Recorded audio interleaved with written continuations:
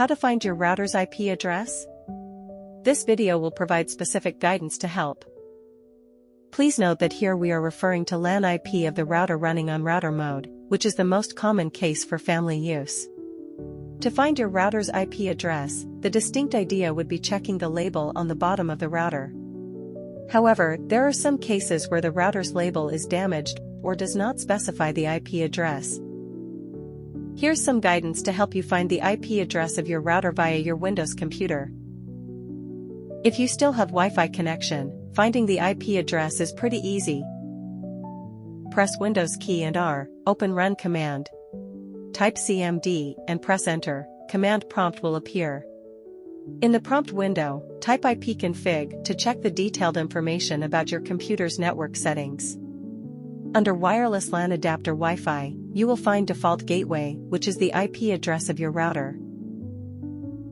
Another case is that you don't have Wi-Fi access anymore, then you would need an Ethernet cable to connect your computer to the LAN port of the router.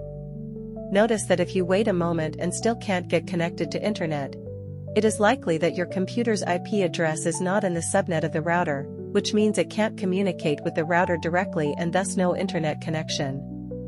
To fix this, open the settings of Windows. Find the network and internet settings. Click Ethernet.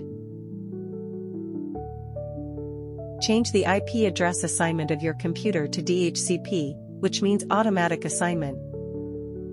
After that, you should be connected to Ethernet within seconds. After you are connected, perform the same steps. Press Windows key and R, open Run command. Type CMD. In the prompt window, type ipconfig.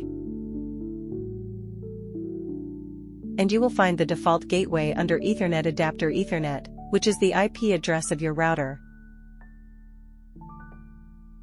Thank you for watching the video.